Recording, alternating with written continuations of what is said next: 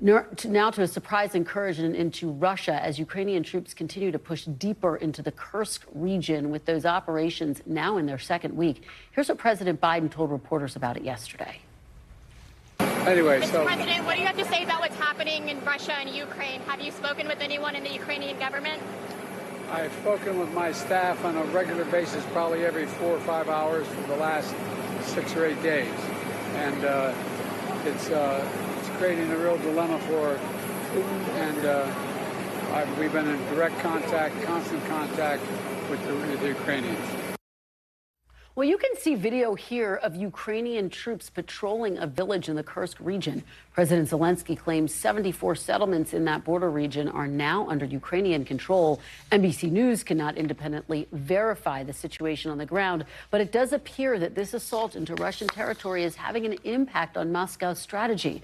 A Ukrainian army spokesperson said they have seen Russian troops pull out of areas in southern Ukraine and are now being directed to other areas of the front line, including Kursk. Joining me now is NBC News International correspondent Josh Lederman. Josh, thanks so much for being here. Really appreciate it. What is the very latest on this incursion? Any sign of it slowing down?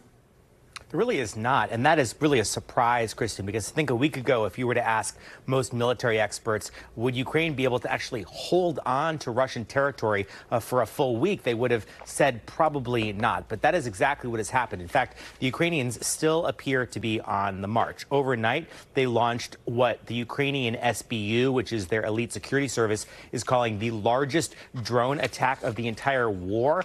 They targeted 4 different sites inside of Russia that are air bases. And we're also hearing that the Ukrainians now have set a goal to create what they're calling a buffer zone on the Russian side of the border. Essentially, they're saying, look, Russia has been attacking us from their own territory right along the border. We're going to clear them out of there and try to hold it so that Russia can't use that territory to attack vulnerable parts of Ukraine.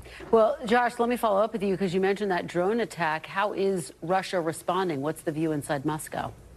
So Russia has acknowledged now that Ukraine launched this attack. They're not really confirming the specifics of what the Ukrainians were able to target. But according to the Russians, they say that this was a wave of more than 100 drones and missiles. On the flip side, though, Kristen, the Russians are really trying as best as they can not to show weakness here. They are suggesting that the situation remains under control, that their military is responding well to try to kick the Ukrainians out of the territory they've seized, even as many prominent Russian bloggers who have a lot of influence in that country are openly questioning the Kremlin now and how it is that they allowed this to happen and then were unable to put a stop to it for more than a week.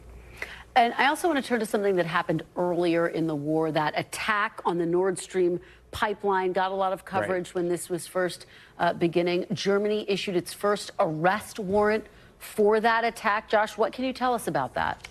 So the Germans are staying pretty tight-lipped about this, but according to the German public broadcaster ARD, they have now issued an arrest warrant for what they say is a Ukrainian. They say this person was actually in Poland, and the Polish law enforcement authorities have confirmed that they received an arrest warrant for this individual, but that he apparently crossed back into Ukraine before they were able to nab him. And so this is one of the first clues that we have from an actual national law enforcement agency about who they think might have been behind this, because you'll remember this was such a massive controversy, and it was a whodunit, Kristen. The German government, the Swedes, the Danes, they were all looking into this. Many of those national governments simply closed their investigations because they could not figure out who it was. The Germans now appear to have a lead, Kristen. Certainly a significant development. Josh Lederman, thank you so much, as always, for your great reporting.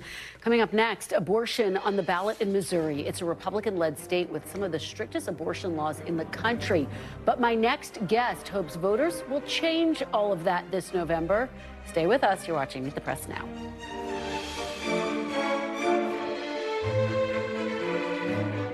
Thanks for watching. Stay updated about breaking news and top stories on the NBC News app or follow us on social media.